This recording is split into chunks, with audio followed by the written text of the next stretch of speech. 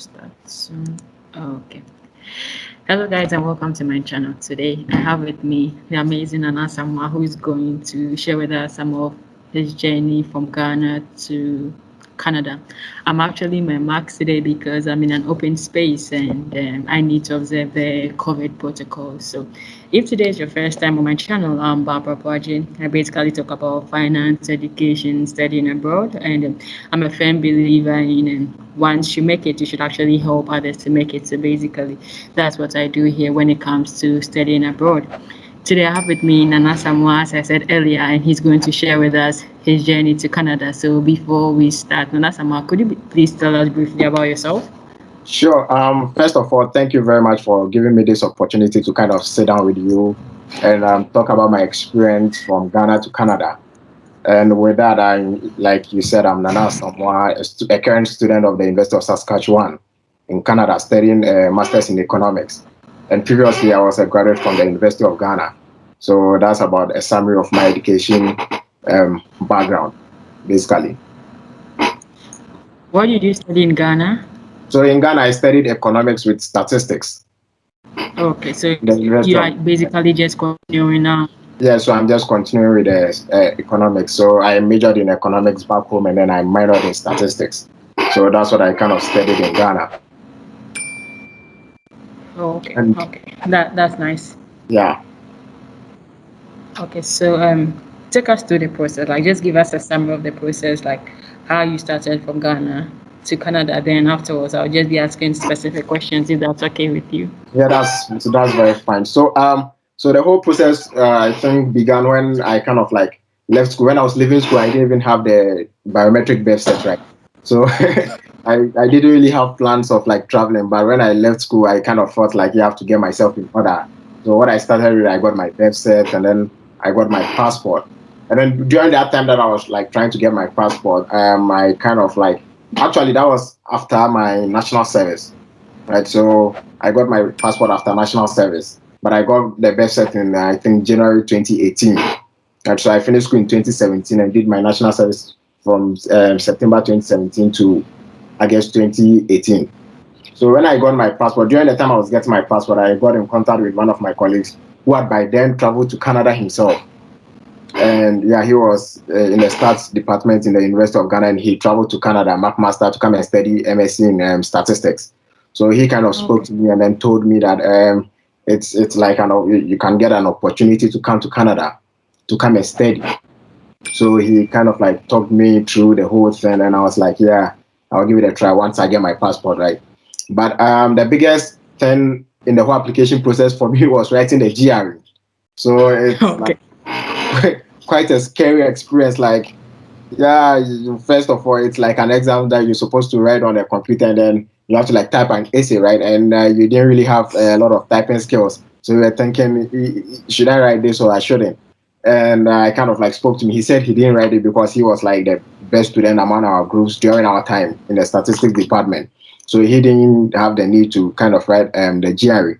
But I advised me that I should write it because so I didn't have a first class, so that was also like a very key reason for me to like write a GRE because I applied for this school, so you're not just applying with like the kind of people that you completed school with in terms of like worldwide. You're also applying with people who are already home, and then and after I've left school, right, those who are also like kind of leaving school in 2018.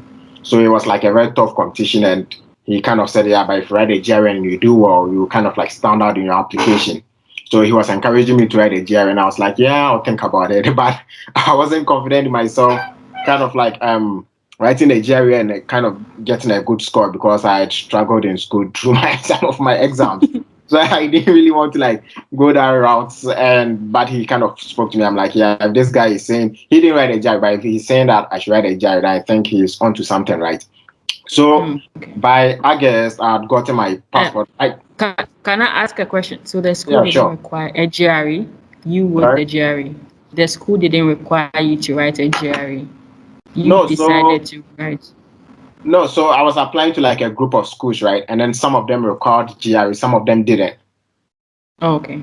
Yeah, so Okay. if I even had one school requiring a GRE and I wanted to apply to that school, it meant I had to like take the GRE.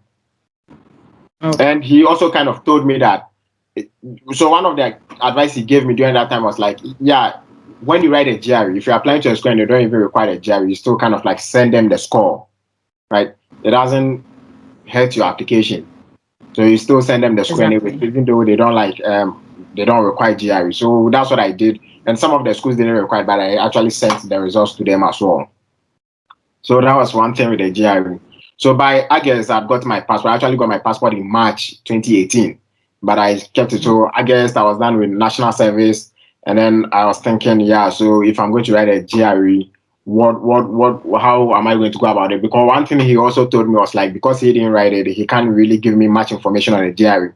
So I had to get into contact with some of my colleagues who are also in Canada, those who actually wrote a GRE, and then some of them gave me the guidance on what I should do, where I should go to register the GRE in terms of the website and how I should study.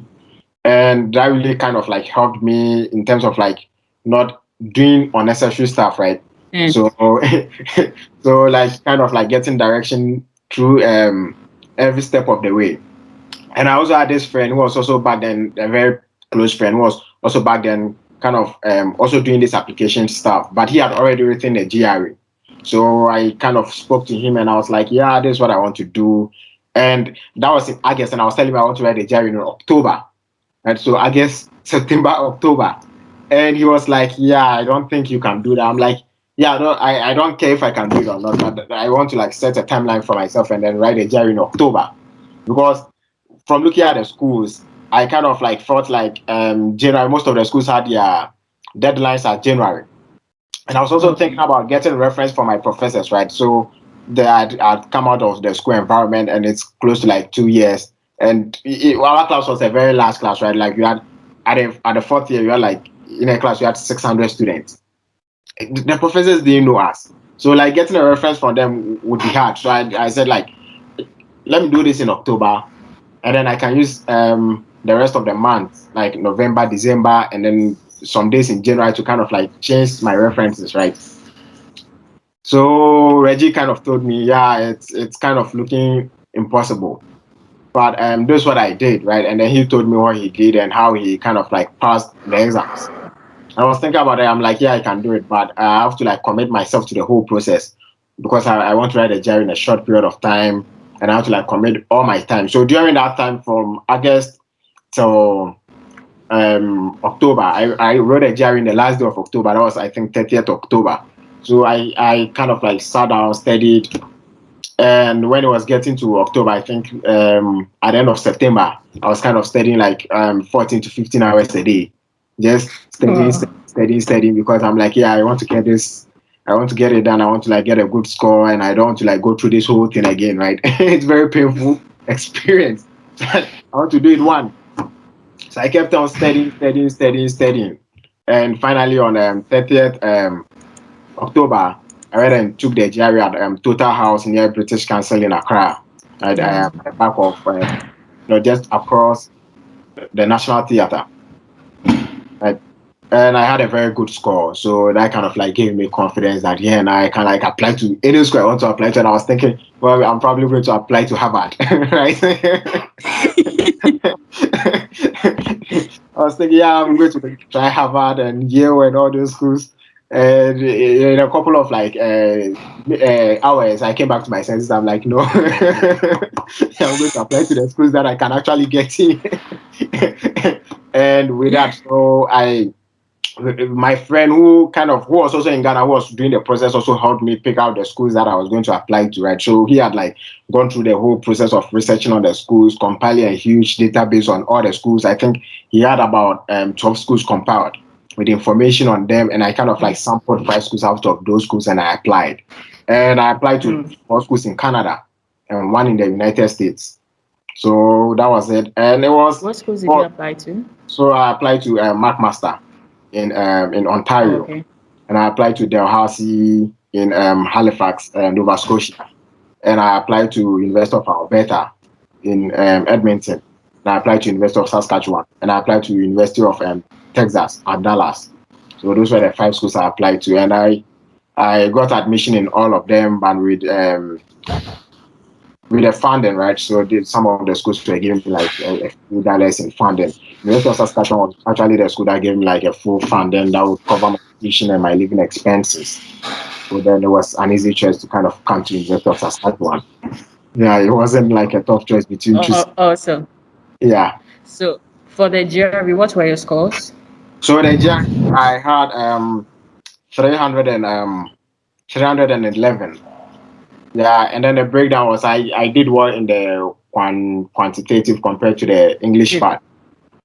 Oh, Yeah, okay. and that was expected, but I didn't do well on the essay, right? So on the essay, I think a 3.5. Yeah, the essay was first it was difficult, and then two you had to like type with speed, and so it was after I've written the exams and I came here, and then one of my friends who was also a colleague back home, and he also was in the University of Saskatchewan. He came a year before I came, and he was kind of telling me, yeah, with the essay it's kind of a strategy, right? So before you walk in there, you should know your introduction and your conclusion, and then And the rest, you just add yeah, the it. rest you just kind of like think around the question that you put in the rest. I'm like, yeah, I didn't know this then. So yeah, that would have helped once I was writing the exams, but not now.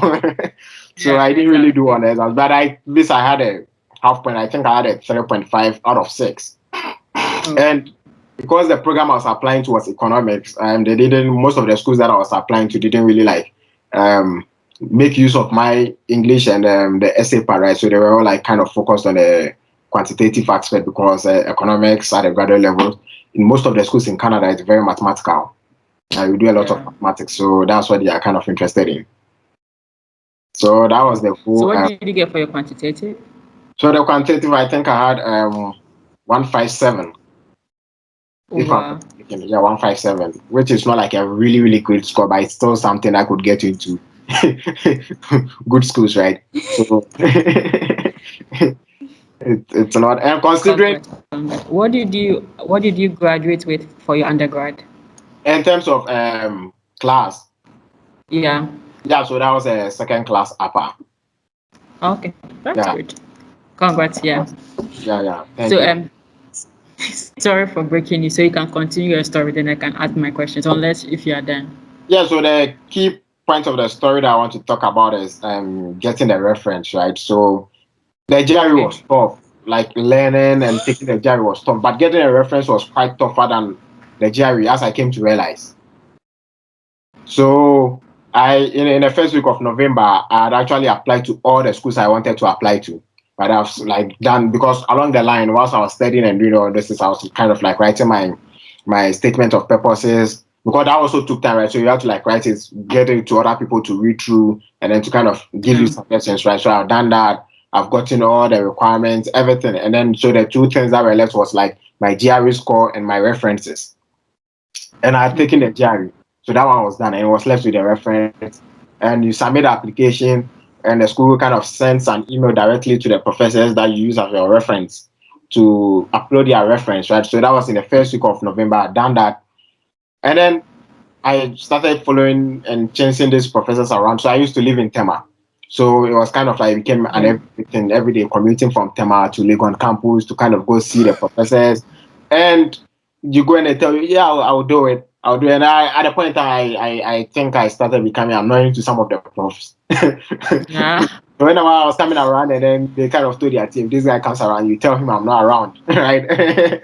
So because I didn't want to like put in all this effort to kind of like shoot myself in the foot at the very end when I had like gone through Exactly. everything and was left with references.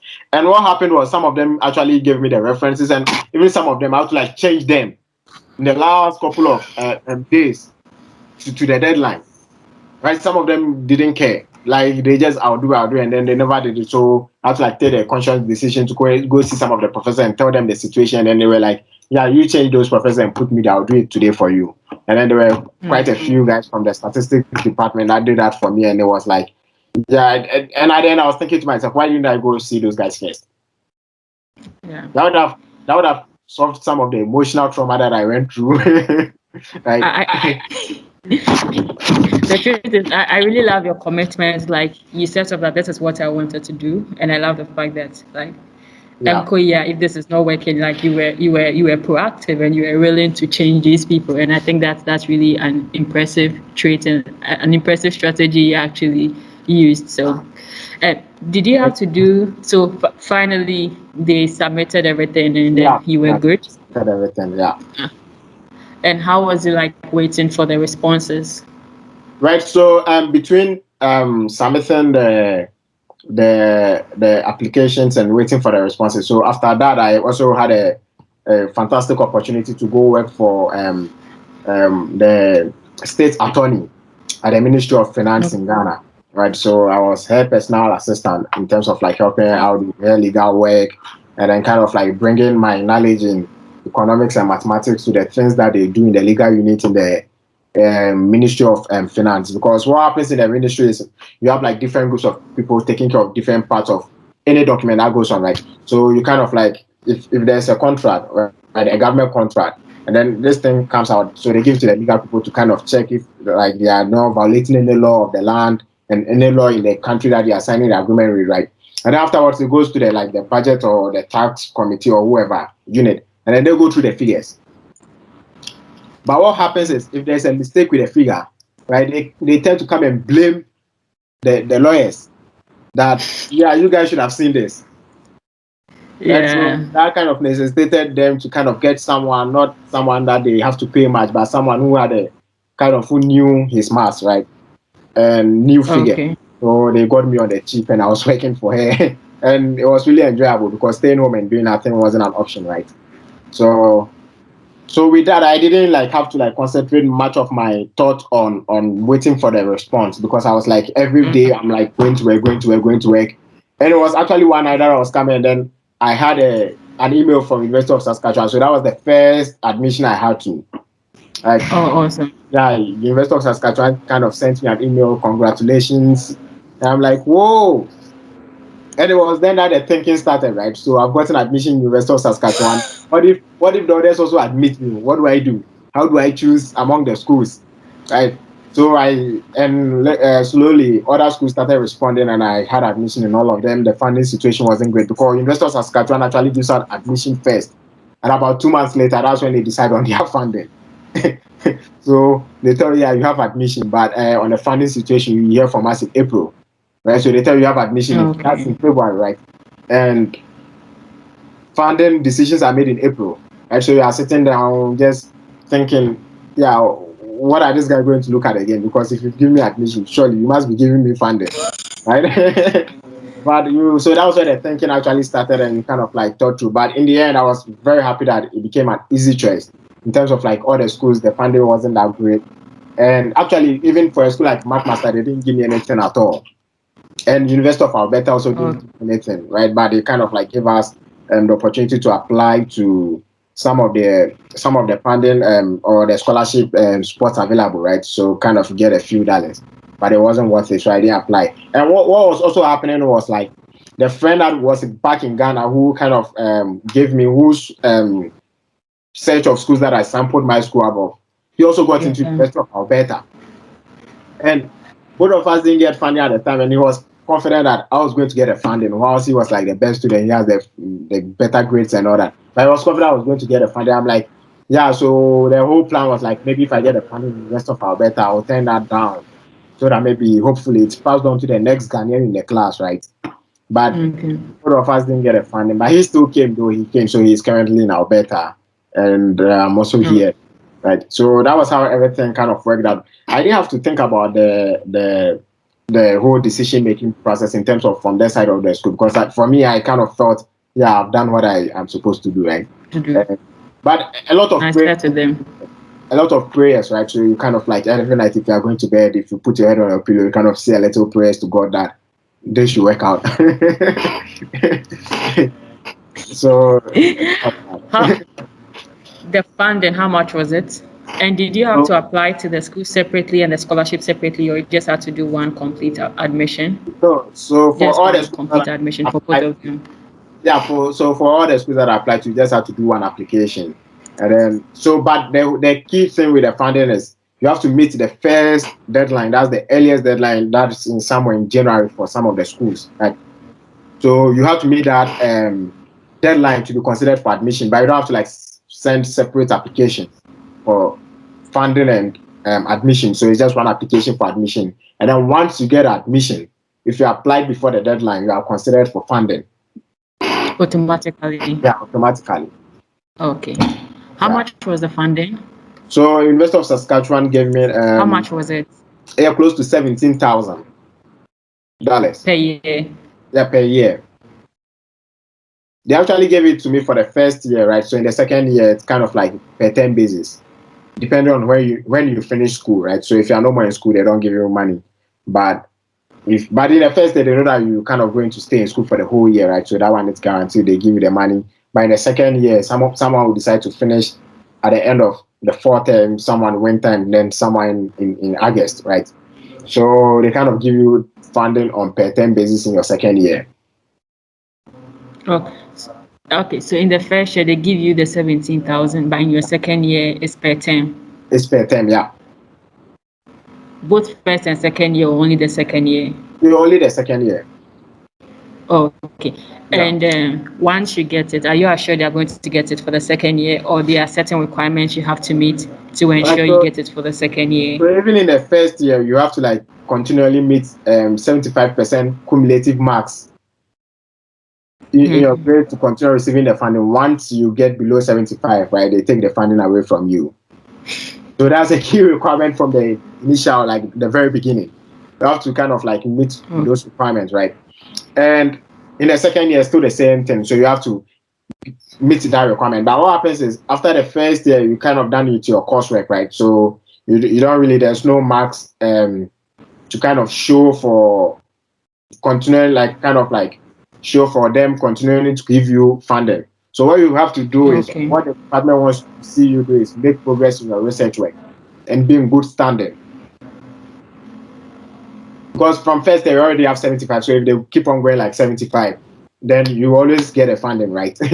So they have to like find you to motivate you, and then they kind of tell you, yeah, you have to kind of be a student in good standing. That is, your supervisor have to attest to the fact that you are kind of doing well in the program. You are kind of advancing in your research, and you are making progress. If not that, you don't get a funding. So in our group, in the second year, some of the students didn't get funding because what happened was once right after coursework, and we finished coursework in April.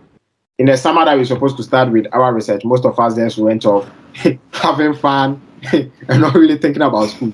Right? And then you come back in September, and then it's all of a sudden overwhelming. Like you've just had a very good summer, and you are thrown back into this academic arena, and you have to like figure it out in terms of what you want to do for research, who you want to work with, right? Your supervisor and all that, and it becomes quite challenging. So some of the students couldn't figure that out earlier enough, so they didn't like get funding.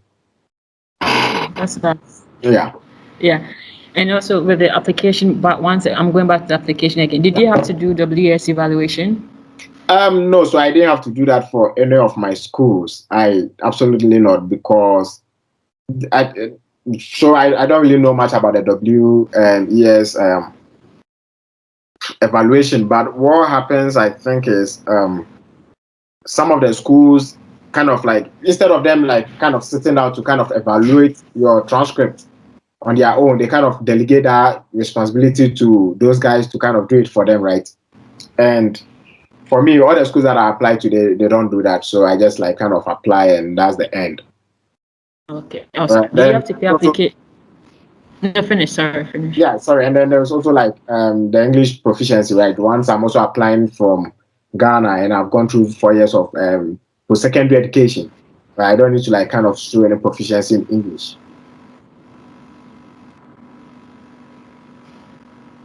Okay, awesome. And for all the five schools you applied, did you have to pay for the application fee, or some waived it, or it wasn't necessary?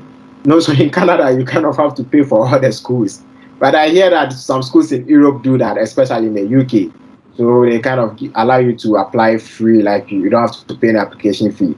But I think in North America, possibly all the schools, you have to pay application fee.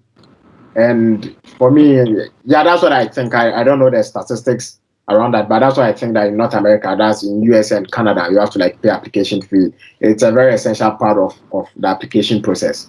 And so for some schools, you even have to like pay the fee before you are given the portal to upload your documents. Right. So you kind of like do the normal, you fill the forms that this is what I want to state, this is what you want to do, this is what you want to do. And then you have to pay. So once you pay, then it opens you to the next page where you can upload your resume, your statement of purpose, and all those things, right? That's what some of the schools do, because it's a very important part of the whole application process. And it's back then in Ghana, it was like huge money, right? So if you are paying $90, it's like Exactly. it's like huge money, and some of the, especially the schools in Ontario, that's the schools in Toronto, Ottawa, and all those kind of places, right? You kind of they are expensive, right? You kind of have to pay a little bit over $100 for application, right? In the University of Saskatchewan, Yeah. it's $90, but over there it's expensive, right? So that's if it's $100, right? 100 Canadian dollars, that's like 400 cities, and then Yeah. if you're applying to schools, two schools, that's 800 cities, right? It's so much expensive. So financially, you have to like do that sacrifice, and that's also one key thing that I did in my national service. So luckily for me, I did a national service in Tema Technical Institute, and it was just a walk across the street from my house. Awesome. Yeah, so I didn't have to like spend on transportation, on food. So I kind of saved a lot of money for my national service. No, I wasn't even touching the money, right? Because I was eating from home. I was still living with my parents. And then, I mean, even if I needed a socks, I go to my parents and tell them I need a sock. So kind of give me money. And yeah, it was funny sometimes, right? So university graduate and you need a socks. And even if I needed like credit for my phone, right? So I go to my mom like, yeah, give me 5 CDs. I want to go purchase credit for my phone. And then she'll be like, yeah, you have to purchase your own thing. I don't have money. So if you don't give me that money and then you tell me to call you and I can't call you, it's your fault, not mine. Right? And then she goes like, "Yeah, take this money and then just get off me." Right? And so I kind of saved money. And at a point when I was also doing the application, right, you kind of see that it's it's it's something to kind of go to your parents and tell them, "Yeah, I need 800 CDs to do applications." Quite that moment, they also have plans for their money. They are taking care of things on they also have things to take care of, right? They have a life. So it's better if you have that money and then you use it and then later you go and then take it from them. So you went back to take it from them? Yeah, I took most of the money that I spent. Yeah, I took most of them. But what ended up happening was when I was finally leaving, right? It kind of like Mm. accumulated into the money that they had to like give me for my initial stay, like in the first few months, what I had to like use. So that was the kind of money that I changed into dollars and all those things, right? So it kind of yeah balanced out, I guess. But when I was back then, I used to like whenever I spent my own money, I used to like write it down and then I go like, yeah, you guys owe me this amount of money. Are you the last child? Yeah, I'm the only child of my mom, so Oh, it makes that sense. was I understand. I that. understand where you're coming from then. That was Now that. let's talk about the visa. How easy was it to get the visa, or how difficult was it? Yeah, so it was very easy putting together an application for the visa, right? So Yeah. the requirement actually isn't like you don't require like impossible stuff, right? So it's just normal stuff like getting your medicals done, getting a police report if you need one. That's if you don't do so. During our time, most of us were kind of doing the paper application because we didn't have the patience to go to Okay. the online process, right? We just wanted a paper application, 14 days, and then you get it. And you know that, yeah, I've gotten a visa. And now, if you want, whatever you want to do with your life before you leave Ghana, you kind of go and get on with it. Right. So, getting your police report was key, and getting a bank statement to support your visa application is also a very key part of the whole process. And then there's like, with a paper application, you can add any sort of thing, right? Yeah. So, Okay. like the properties you own. And in my case, I even added like letter of support, right, from people who were kind of in a position of authority, who were like, yeah, I know this guy, he's of good character, and Ah, okay. yeah, so I got about two of those, and most of them were like people in really concrete positions. And I got a letter from an MP who was saying, yeah, if this guy goes into your country and he does something, well, come and take me on, right? So that was like people showing confidence in him, right? So putting the application together for the visa was easy. But on the part of the visa officers, I don't know what they do in terms of, I don't know what they look at really in terms of making a decision. but it's kind of like once you put in the application, at that point you are hoping that But what also happens is the rumors around is they sometimes turn you down because they want you to reapply so that they get more money from you, right? So yeah, people Yeah. kind of fill your head with all those things, and you are thinking, yeah, they have spent enough money, but it's expensive, right? So you are paying around $200 for just the visa application, and that's close to 1,000 cities. So you are thinking, yeah, it's expensive. I can't go through paying 1,000 cities again. So don't do that to me, right? So that was the thing. But for me, my visa application was kind of very, very hard. So what happened was I did my medicals, right? So Yeah. after doing my medicals, when I was going to do my medicals, so my friend who came to University of Edmonton had already done his, and he told me the amount I was going to spend and all that. And I got there and I noticed that my amount is like there's an increase of 20 cities, right? So Yeah. not knowing the Canadian visa or medical personnel have added a new test to the test that I Oh, okay. was a creatinine test or something. Right. So even after paying that 20 cities and going through the test, what happened? I don't know what the creatinine test is. I don't know what it checks in your body. But the doctors who kind of did the test didn't send that particular result because it was a new thing that has been introduced into the system. So they Okay. kind of sent the results for everything, my HIV test, my I think was it syphilis, yeah, my syphilis test, my TB test, everything, right? And then my physical examination. And then they didn't send that test. Right. So what also happened is if the High Commission kind of receives your application and then it's incomplete, what they do is they allow you a period of I think 90 days to send in the part that you are missing, right? And here was I thinking I've Okay. done everything, not knowing that part of my application was missing. So everybody was getting my their visa, and then 2 months into it, I haven't heard from the embassy. My passport is with them, and I'm thinking, is it because this kind of like a bad luck, right? And then during that point, you start going like, yeah, maybe there's a rich or wizard in your house who is kind of doing all this to you, but that wasn't the case. So it was after 3 months, right? It was after 3 months, and I think the last week into those 90 days that they allow you, I got a call from them. And before that, I was like talking to people behind, right? What could be? And then one person actually told me that so it happened to someone, and then it was something from the medical. So during the Monday they called me on the Monday, but before that, the Friday I'd been to the hospital to go and see what was happening. Right. And then the doctor went to my father and he said, yeah, one of your tests is missing. So there's no results for it. I'm like, what test? It says the creatinine test. I'm like, yeah, I don't know. So they made me pay another 20 CDs and then they did a test again. And then that Monday, I received a call from a Ghanaian lady from the embassy who was kind of telling me that, yeah, your visa application has been on the table for like 3 months now. And then we are still missing your some of your medical results. And I also got an email from the High Commission in London, the Canadian High Commission in London, telling me that they don't have my medical results is incomplete. Right. So on the Friday that I went and did a test, I told the lady on Monday that yeah, I did it on Friday, and I think during that week they will get the results, right? And then so they got the results, and then on Friday I had my visa.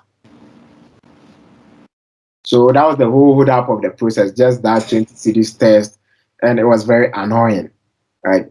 And then I got my visa, and then that was somewhere I think the last few days of August, and school was also opening on the 4th of September. So now it became a race on kind of getting to Canada very early, right? So I ended up getting to Canada, to Saskatchewan, 2 days after school had reopened. So I had to like at that point, we had to like scramble together to contact all the people we know who could get us a flight at an affordable price quickly as Yeah. possible. Yeah, so it was a scramble. So I was like on the phone most of the day with people, just talking to people, talking to others, guys who operate the travel and tour companies and all those things, right? Talking to them. And then my parents were also kind of talking to people they know from their kind of like their HCA group and all those things. So I kind of, so in the end, it was also my friend in Edmonton who came through for me, right? So in the evening, he kind of sent me a link that yeah, a friend of his has sent him and for him at that point he had like booked his flight and everything.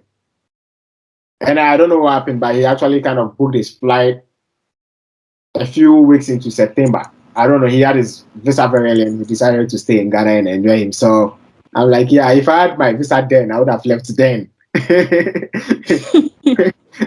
But I had my visa late. And so I kind of Oh, scrambled and put together. And I had a flight at the end at a very affordable price, normal price. And so that was it. And I paid for it. So I went and paid for the flight on Monday. And then on Wednesday, I was on a flight going to Canada. So there was no proper preparation. I didn't. Then I came to Canada with just one luggage, right? So not a lot of things because there was no proper preparation. I was just like, yeah, let me go and then I'll figure the rest out. yeah. That's good. You mentioned the fact that with your visa application, you had to show some accounts. I thought you had a scholarship, so why did you have to show extra money again? Yeah, so I think the key rationale behind that is so what happens when maybe you go and then the academics isn't going well and you lose the scholarship? How do you survive? Right. So Okay. I think that goes into the thinking as well. So the officers are thinking, yeah, what if something goes south? How do you kind of survive? Because it's very difficult. Nobody's going to give you their money around here. Right. So you kind of have to show that, yeah, so I have this guy or this guardian who has this amount of money, and then he promises me that he will cater for this and that if anything goes wrong with my scholarship, right? So that's why you have to. And I know people who don't add bank statement to their application, which is fine. But for me, I think most of the cases it's a mistake. Or yeah, although you You have the think if they have the money, they should just add it, yeah, you right? should just add the bank statement to kind of show that yeah, you kind of cement your financial status, right? Like you are good Okay. anyways. Yeah. Uh, And with that, I think there's and also most people, one of the issues they, okay, no, go ahead.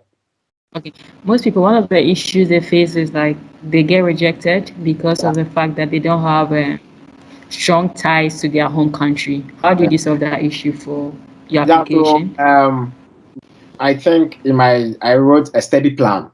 So in the study plan, one Mm-hmm. of the questions they ask you is like like I think it's along the line of will you come back to Ghana, right? When you are done with your studies. And I go like, yeah, so I have siblings. None of my family is living in Canada. So it's guaranteed I'm going to be lonely. And then on top of me having like step siblings, I'm the only child of my mom. And we have a very strong relationship.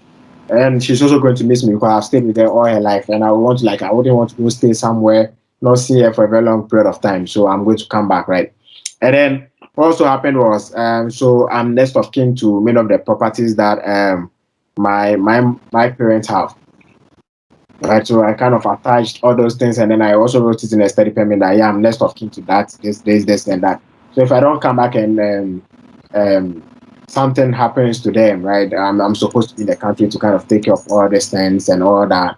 And I think that kind of makes sense in a way, not necessarily Yeah, like that's all the way through, but it made sense in a way, right?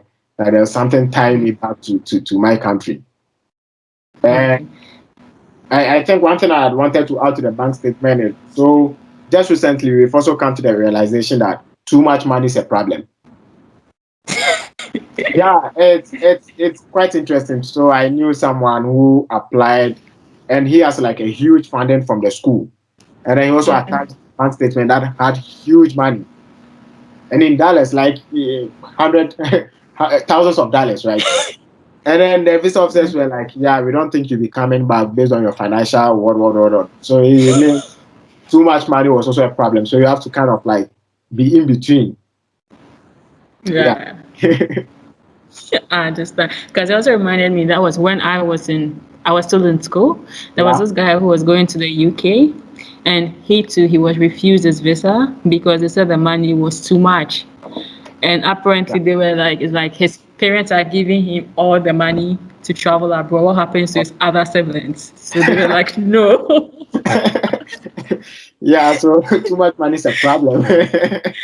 Too little money is also a problem. Problem, Yeah. yeah. So you just have to see the balance between that. Absolutely.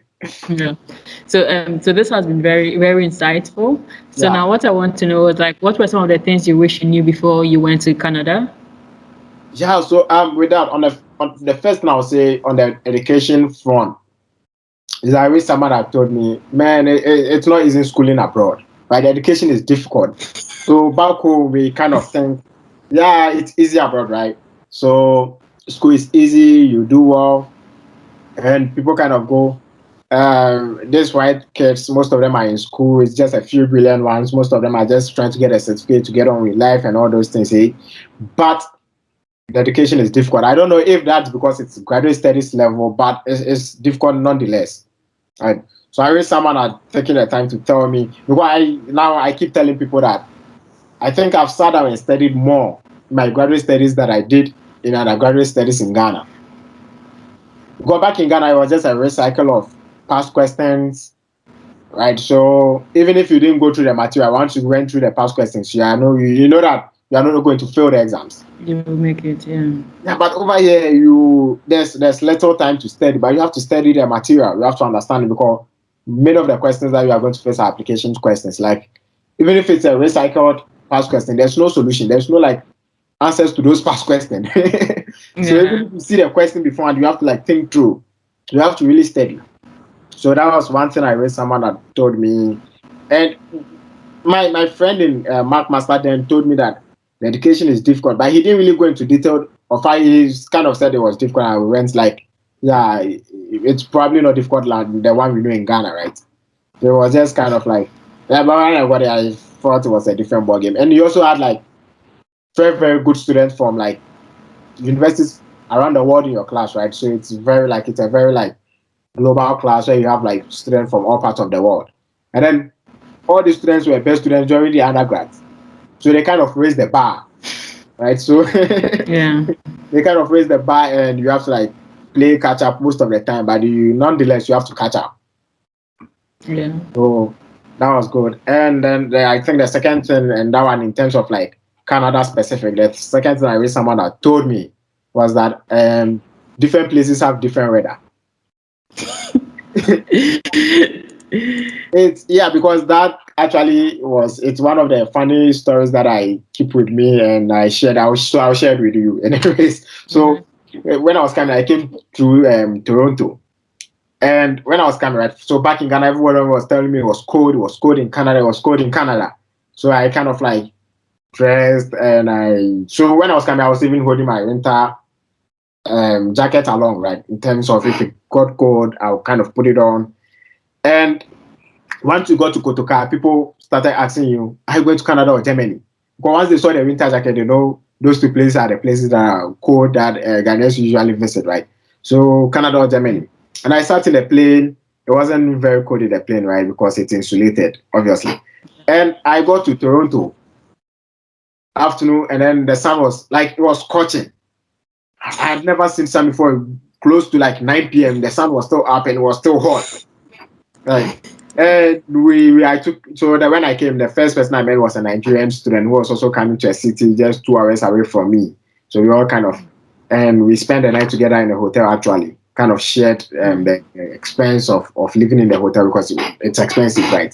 So, and we went out for a walk and we met people who kind of, once they saw us, they kind of knew that, yeah, we are new in town because we didn't know where we were going to. We were just walking around, looking everywhere. And yeah, I kind of like, yeah, so we're taking all of it in.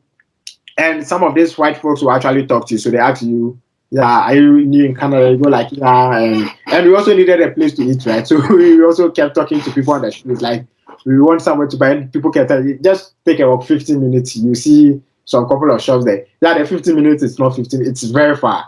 But because these folks, they walk very, very fast. So they go like 15 minutes. You know, it's not 15 minutes. So we were kind of walking around and we spoke to a couple of friends. All of them kept telling us that. So my friend was going to Regina. I'm coming to Saskatchewan. They kept telling us that yeah, it's cold there, right? It's cold there. So once you guys are getting ready to go there, you should kind of prepare yourself for the weather. And I was thinking to myself, yeah, but it's not cold in Toronto, so why should it be cold over there? Like, so in the morning, with my bravado and all that, I got into the flight, and then I actually arrived in Saskatoon. Like, and when I came out, so when I arrived, I had someone who was going to pick me up because that's how I had planned my journey, and then I sent them everything, so they knew when I was arriving and that. So once I got there, I kind of used the airport Wi-Fi to call him that yeah, I've arrived, and he said yeah. So come out of the airport and sit in front of the airport, so I'll come pick you up, right? And I came out of the airport and was like, I'd been hit by a truck, right? So the weather started piercing my bones. It was that cold. It was very cold. So when I came out of the airport, within 5 seconds, it was just like a U-turn, right? I just came out and then I went back inside and I went and purchased the pullover. What happened to your own? Yeah, so The one that you was a had? winter jacket, right? But it wasn't winter. So I needed Oh, okay. something like, yeah, comfortable. So, and when I was coming also from Toronto, actually, I packed the winter jacket into my bag. But I felt, yeah, I wouldn't need it anyways because I didn't need it on the whole journey to Canada. So I think if I had known that, I wouldn't have gone through the whole experience. But it was a memorable one, and yeah, I still tell that story. So I wish someone had told me that different places of different parts of Canada had different weather. That would have been nice. Okay, thanks. So from what I'm hearing from you, actually, this was like your trip to Canada was actually your first trip out of Ghana. Yeah, absolutely. Okay. How is the issue? Is racism an issue in Canada or like in your city or in classes? And did you experience or do you have issues of racism? Yeah. So one thing I would say about racism is I don't think I know what racism looks like because back home, I mean, we don't have racism that much. We have like maybe we have tribalism and all those things, right? But in terms of Yeah. racism, I don't know what it is. But I would say that in school, like all the people I've met, and even outside school, all the people I've met have been very kind to me. I don't know. They've been very, very kind to me. I've not had any problem with someone uttering something in terms of the color of my skin, right? Highlighting the color of my skin or anything. Like they've been, and sometimes, right? So I kind of go through life sometimes, and then when I'm home in my room and I peep through the window and I see the some of the white men and women, I kind of it then now sinks in that I'm living with white people, right? So that's how comfortable I am around here. Like I never get out of my home thinking I'm in someone's country. Like I feel at home. Okay. Or people are very kind on the street. People will talk to you in buses. People will talk to you. And then in class, our professors were fantastic. But for school, I think school is very liberal, right? So these professors, they've come into contact with so many people from so many different backgrounds. So it's very normal for them. And I used to hang out a lot with them, like in terms of going out skiing in the winters and kind of sitting down having conversations with them after seminars and all that. It was like really, really fun. They don't treat you differently. They treat you as they treat graduate students, and it was really, really good. So for me personally, I didn't really experience any racism or any racist behavior. Okay. Yeah, so that has been good for me on that front. Okay. There's one thing I forgot to ask. Let me ask now. You Yeah, said you were giving 17,000 card. Did that yeah, also cover your school fees, or you yeah. didn't have to pay fees and you were giving 17,000 as your cost of living, or you had to use some of that money to pay the fees? So you had to use some of that money to pay the fees. So what I think Okay. high school does is the Canadian average is like living standard of living averages, you have to like have 10,000 Canadian dollars, right? So they kind of give you that Yeah. 10,000 in addition to your tuition. So back then, the tuition of University of Saskatchewan was somewhere around 7,000 for graduate studies. So they give you the 7,000 and they give you that 10,000 on top of it. Okay. Yeah, Okay. This 7,000 was for the fee. 7,000 was for the year, yeah, for the or it year, was for a semester. It was for the for the year. year. Okay. But per semester, it's close to I think 2,000 2,400 per Okay. term. And considering that amount and other amounts in other Canadian university, is this cheap or is quite expensive, like that fees? Yeah, it's very, very cheap. So The very first year that I was here, right, there were talks of there were plans of like the school increasing tuition, because I think apparently the federal government didn't appreciate them having those low tuitions. Because it's like one of the top schools in Canada, and then they have low tuition, so they are, in terms of competition, they are cheating, right? Yeah. They are cheating the other schools which are equally good and probably better, but because of tuition, so they kind of are able to attract some of the best and brightest students, right? So we became, and the university actually thought of increasing the tuition for the 2020 um 2021 term, but COVID happened, and because of that they didn't really go through with it. But now I think the next academic year, that will Oh, start in okay. September, they are increasing the tuition by just a couple of dollars. So the tuition is going to increase to, I think, 8,000, a little bit over 8,000 Canadian dollars, which is still quite affordable compared to some of the schools. Because a school like McMaster, right, back then in 2019, the tuition was somewhere around 18,000 Canadian dollars, which was like all the Wow. funding that I had. Right. So you compare that, and even in University of Alberta, it's quite expensive. So you compare that, and you think University of Saskatchewan is like very, very cheap. And that also ties into a broader nature of the province, right? So some of these provinces, it's quite expensive to live in terms of like just normal living, building, accommodation, and even commute, food, groceries, right? It's expensive in some of these places. But in Saskatchewan is a low cost province where things are quite affordable, and it's kind of good if you're a student and you're in Saskatchewan. It's really good. Okay. Generally, what's your cost of living per month? Accommodation, food, chilling, how much do you spend generally per month? Well, so approximately for accommodation, that would be 500 Canadian dollars, right? And then on groceries, so if I'm shopping, like I kind of like to do my groceries in every 2 weeks. And every Okay. year I'm spending a little bit over $100 in like one shopping, which is because I kind of buy a lot of food actually, and a lot of like expensive stuff, like a lot of juice, and with the juice they charge you like a lot of taxes for a bottle, right? Because of climate change, they don't want us like Yeah. so. But if you return all those bottles, we kind of get a refund of all those money. So it's quite expensive on that front. So I spend, I would say, about $250 on groceries. And so that those are my two primary expenditures in addition to my phone bill, which is $75. And so you have like approximately 500 for accommodation, 250 for groceries for the month, and you have your phone bill. But with the groceries, right? Sometimes I buy them and then I don't finish them. So sometimes I go out on groceries and I'm spending like just $50. And so that money kind of varies depending on the time and what I have back home. So those are my primary expenses. Other than that, the rest are Oh, like just if I want to like go out, get myself a nice sneaker or a nice shirt and all those things. And those things don't happen often, right? Just once a while. yeah. Wow. Yeah.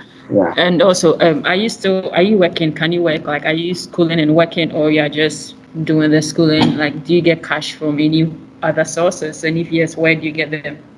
Yeah. So when I was doing during the first year, so what also happens with the funding is you sometimes you have to like serve as a teaching assistant. And Mm. because of that, you do a lot of marking. And some of these undergrad classes are huge, right? They are like huge in terms of like education over here, right? So even if you have like 70 students in a class, it's a huge class, right? Yeah. So you have to go through marking, and sometimes you have to go through tutorials and all that. So in the first few months, first 8 months that I was doing my coursework, I didn't work out of school. But what actually is what the case is that your student permit allows you to work 20 hours. That's part time off campus. Okay. So some of my colleagues took advantage of that. But if you are working on campus, not necessarily tied to your funding, but let's say if you get employment in, let's say, the school library, for instance, right, you can work Yeah. full because that's just in the confines of the school. So Okay. I didn't really work the first 8 months of my studies.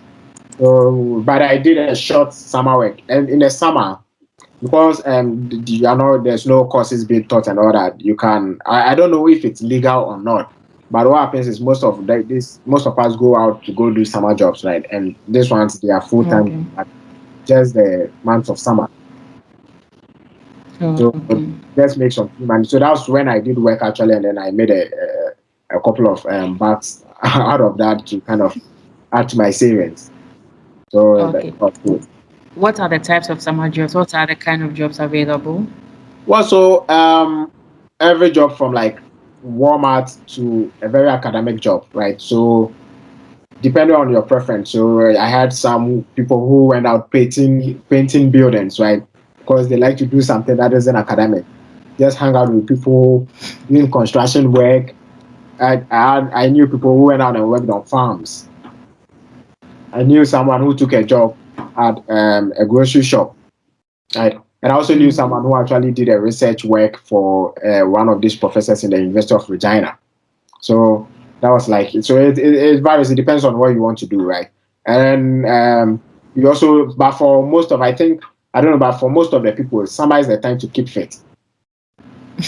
So Okay. yeah, so many people will rather Summer find a body. summer job that will let them be, that is very physical and then will keep them in shape than going through the whole process of kind of working an office job or something. Okay. That because in the summer everybody wants to be out there, kind of enjoy the sun. Well, it's a very short period of time, and then you are back to the dark winter days. So, yeah, so it Yeah. depends on what you For your want. program, do you have to? Oh, okay. Okay. Yeah, Makes sense. And for your program, do you have to do an internship? Is it part of your program, or is just totally coursework, or there's research work or an internship part of it? yeah. So my program is made up of all those three components. So there's like your coursework, your research, and then you do internship as well. But the internship is not compulsory, right? It depends on whether you get an internship. But if you do get an internship, it will be indicated on your certificate. So back in January 2020, right? So we were all like getting ready to kind of enroll in this internship. So we all applied for our work visas and all that. And I had a couple of interviews coming up, and then unfortunately for us, March, everything just went downhill with COVID. And most of these positions, because that was the very beginning of COVID, and nobody knew what to do, so they were just all like, "We are not filling this position anymore. We are not filling this position anymore." So our group, all of us, I think, didn't get the experience of going to an internship. But previous years, most of them did. Actually, I think the majority of them went out to do internship. It was just a few stuck around to do their research work. So what you do is you do your coursework, and then you do the internship for 8 months. So from September to April, you've done your coursework, and then from April to possibly December, you are going through the internship, right? That's about 8 months maximum, and then 4 months minimum, right? So if you are doing it for 4 months, that means you are doing it from April to August, and then by September you are back in school, and then you are supposed to like start with your research. But if you are doing it for 8 months, it means you'll be back in school in December, and then you come and start with you have like from January to August to finish school, and then that would have been 2 years in school. Okay, okay. And those internships, are they paid for or it's Yeah, they free? are Do you get all of money for those them. internships? There's no free They are lunch. paid. So yeah, they are Oh, all paid for. awesome. Yeah, they are all you Okay. get like yeah, you get a lot of money if you do that compared to doing a summer job. Yeah, Mm, yeah, that's good. Okay. So now let's talk about after school. Like I'm sure you're in your last year now. yeah. What's the plan after school? Do you get postgraduate work permit or you have to return back home? No, so after school, what most of us do is kind of we apply for a post graduation permit, which the Canadian government kind of gives it to you so that you acquire during that time you kind of like get a job and acquire some Canadian working experience to help your employability in the future, right? And then to kind of equip you with like skills that aren't taught in the classroom.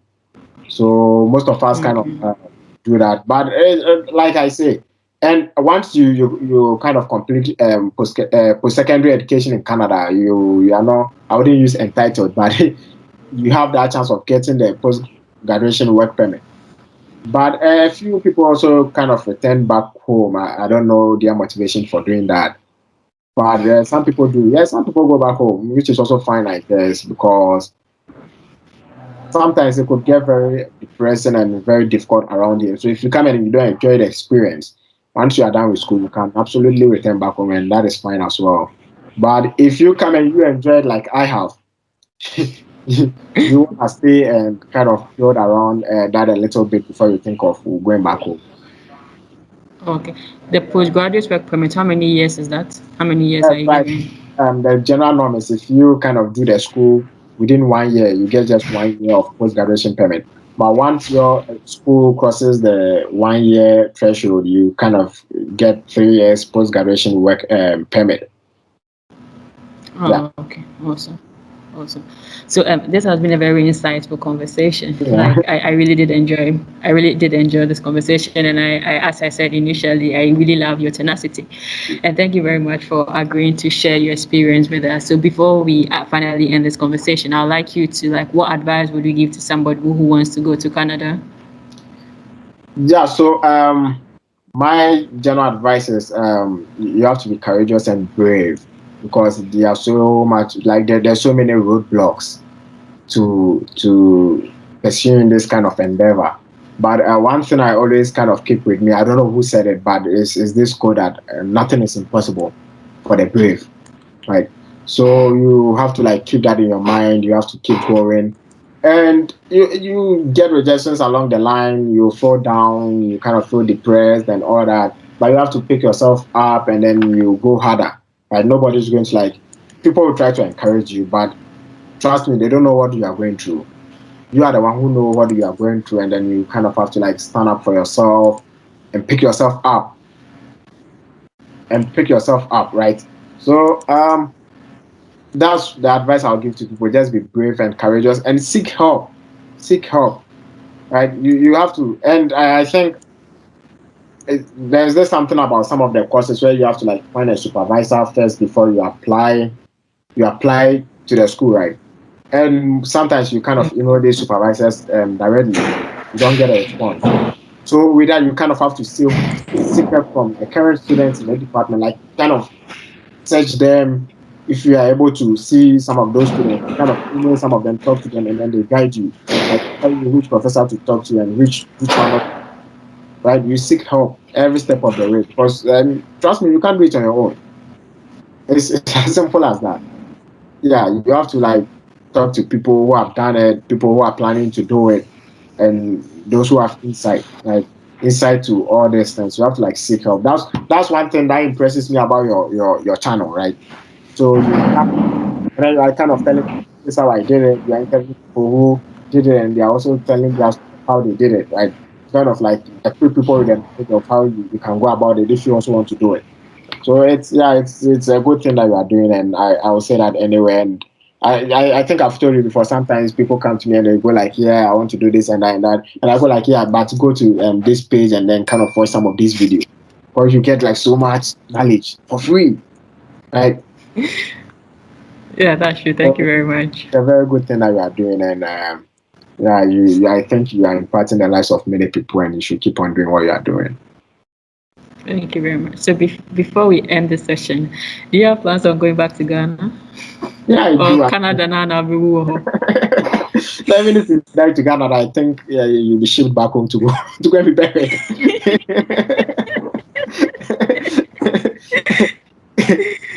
Yeah, for the short term, I think I'll stay in Canada. For the medium term, Mhm. I might stay in Canada, but for the longer term, I'll be in Ghana for sure. Okay, okay. So Yeah. thank you very much. This has been a very insightful conversation, and thanks for agreeing to join us here. And for all those watching, also thank you for watching till the end. And if today is your first time, don't forget to hit the subscribe button. If this video actually did help you, share among your networks because you don't know who this video might help. So till we meet again or you hear from me again. And Asamoah, bye. Bye. Bye. Thank you very much for this interview. Thank you too. Yeah. Bye bye.